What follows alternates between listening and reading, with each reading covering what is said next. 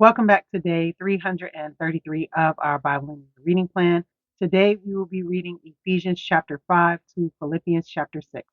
So let's dive into the Word of God. Imitate God, therefore, in everything you do, because you are His dear children. Live a life filled with love, following the example of Christ. He loved us and offered Himself as a sacrifice for us, a pleasing aroma to God. Let there be no sexual immorality, impurity, or greed among you. Such sins have no place among God's people. Obscene stories, foolish talk, and coarse jokes, these are not for you. Instead, let there be thankfulness to God. You can be sure that no immoral, impure, or greedy person will inherit the kingdom of Christ and of God. For a greedy person is an idolater, worshiping the things of this world. Don't be fooled by those who try to excuse these sins, for the anger of God will fall on all who disobey Him. Don't participate in the things these people do. For once you were full of darkness, but now you have light from the Lord. So live as people of light, for this light within you produces only what is good and right and true. Carefully determine what pleases the Lord. Take no part in the worthless deeds of evil and darkness. Instead, expose them. It is shameful even to talk about the things that ungodly people do in secret, but their evil intentions will be exposed when the light shines on them. For the light makes everything visible. This is why it is said, "Awake, O sleeper, rise up from the dead, and Christ will give you light." So be careful how you live. Don't live like fools, but like those who are wise. Make the most of every opportunity in these evil days. Don't act thoughtlessly, but understand what the Lord wants you to do. Don't be drunk with wine, because that will ruin your life. Instead, be filled with the Holy Spirit, singing psalms and hymns and spiritual songs among yourselves, and making music to the Lord in your hearts. And give thanks for everything to God the Father in the name of our Lord Jesus Christ. And further, submit to one another out of reverence for Christ. For wives, this means submit to your husbands as to the Lord. For a husband is the head of his wife, as Christ is the head of the church. He is the Savior of his body, the church. As the church submits to Christ, so you wives should submit to your husbands in everything. For husbands, this means love your wives, just as Christ loved the church. He gave up his life for her, to make her holy and clean, washed by the cleansing of God's word. He did this to present her to himself as a glorious church, without a spot or wrinkle or any other blemish. Instead, she will be holy and without fault. In the same way, husbands ought to love their wives as they love their own body. For a man who loves his wife actually shows love for himself. No one hates his own body, but feeds and cares for it, just as Christ cares for the church, and we are members of his body. As the scriptures say, a man leaves his father and mother and is joined to his wife, and the two are united into one. This is a great mystery, but it is an illustration of the way Christ and the church are one. So again, I say, each man must love his wife as he loves himself, and the wife must respect her husband. Amen. That is the end of Ephesians chapter 5. And we see Paul encouraging the people, the church of Ephesus, to live as children of the light and not as children of darkness. He's also encouraging them to live by the power of the Holy Spirit and not of their flesh. And then he goes on to talk about relationships between husbands and wives, and how wives are to submit to their husbands and respect their husbands, and how husbands are to love their wives and lay down their lives for them, just as Christ laid down his life for the church. But all right, let's go on to chapter 6. Children, obey your parents because you belong to the Lord, for this is the right thing to do. Honor your father and mother. This is the first commandment with a promise. If you honor your father and mother, things will go well for you, and you will have a long life on earth. Fathers, do not provoke your children to anger by the way you treat them. Rather, bring them up with the discipline and instruction that comes from the Lord. Slaves, obey your earthly masters with deep respect and fear. Serve them sincerely as you would serve Christ. Try to please them all the time, not just when they are watching you. As slaves of Christ, do the will of God with all your heart. Work with enthusiasm, as though you were working for the Lord rather than for people. Remember that the Lord will reward each one of us for the good we do, whether we are slaves or free. Masters, treat your slaves in the same way. Don't threaten them. Remember, you both have the same master in heaven, and he has no favorites. A final word: be strong in the Lord and in his mighty power. Put on all of God's armor so that you will be able to stand firm against all the strategies of the devil. For we are not fighting against flesh and blood enemies, but against evil rulers and authorities of the unseen world, against mighty powers in this dark world, and against evil spirits in the heavenly places. Therefore, put on every piece of God's armor so you will be able to resist the enemy in the time of evil. Then, after the battle, you will still be standing firm. Stand your ground, putting on the belt of truth and the body armor of God's righteousness. For shoes, put on the peace that comes from the good news so that you will be fully prepared. In addition to all of these, hold up the shield of faith to stop the fiery arrows of the devil. Put on salvation as your helmet and take the sword of the Spirit, which is the word of God. Pray in the Spirit at all times and on every occasion. Stay alert and be persistent in your prayers for all believers everywhere. And pray for me too. Ask God to give me the right words so I can boldly explain God's mysterious plan that the good news is for Jews and Gentiles alike. I am in chains now, still preaching this message as God's ambassador. So pray that I will keep on speaking boldly for him as I should. To bring you up to date, Tychius will give you a full report about what I am doing and how I'm getting along. He is a beloved brother and faithful helper in the Lord's work. I have sent him to you for this very purpose, to let you know how we are doing and to encourage you. Peace be with you, dear brothers and sisters, and may God the Father and the Lord Jesus Christ give you love with faithfulness. May God's grace be eternally upon all who love our Lord Jesus Christ. Amen. That is the end of Ephesians chapter 6. And we see Paul once again talking about relationships. And so here he's talking about the relationships between children and parents and telling the children to honor their parents because there is a promise that comes with that, which is a long life.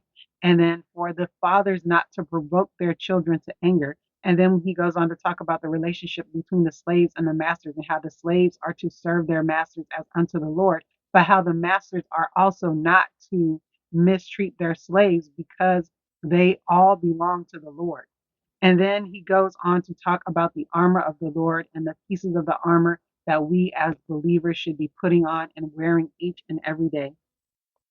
But all right, that is the end of the book of Ephesians. Now we are going to read Philippians chapters 1 and 2. This letter is from Paul and Timothy, slaves of Christ Jesus. I am writing to all of God's holy people in Philippi who belong to Christ Jesus, including the church leaders and deacons. May God our Father and the Lord Jesus Christ give you grace and peace. Every time I think of you, I give thanks to my God. Whenever I pray, I make my request for all of you with joy, for you have been my partners in spreading the good news about Christ from the time you first heard it until now. And I am certain that God, who began the good work within you, will continue his work until it is finally finished on the day when Christ Jesus returns. So it is right that I should feel as I do about all of you, for you have a special place in my heart.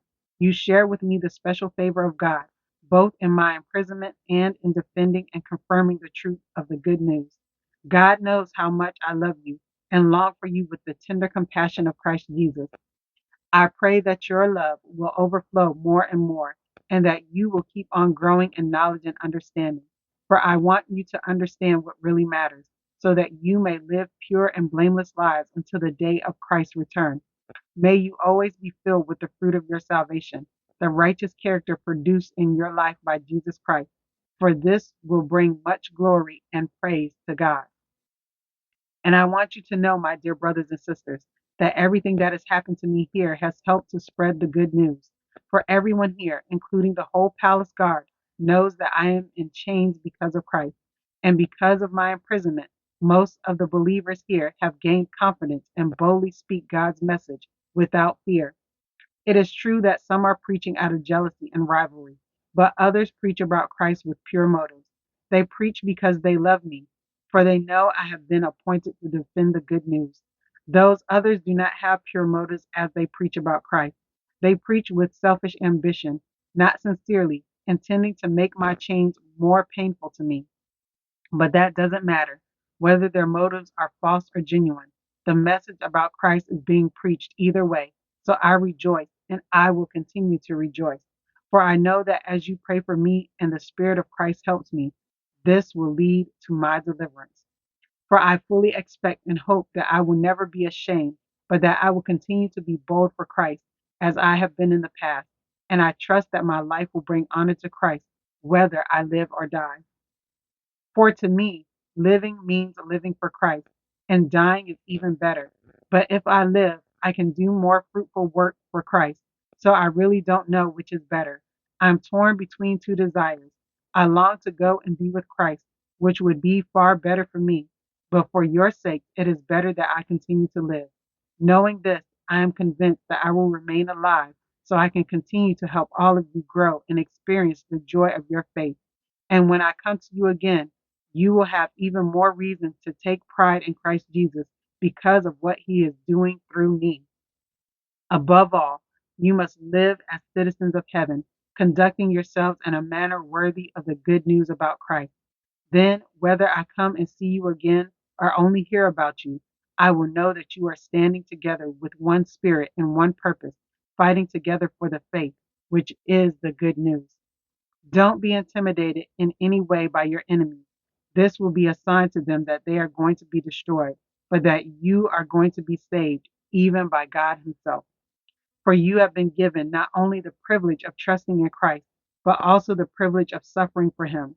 We are in this struggle together. You have seen my struggle in the past, and you know that I am still in the midst of it.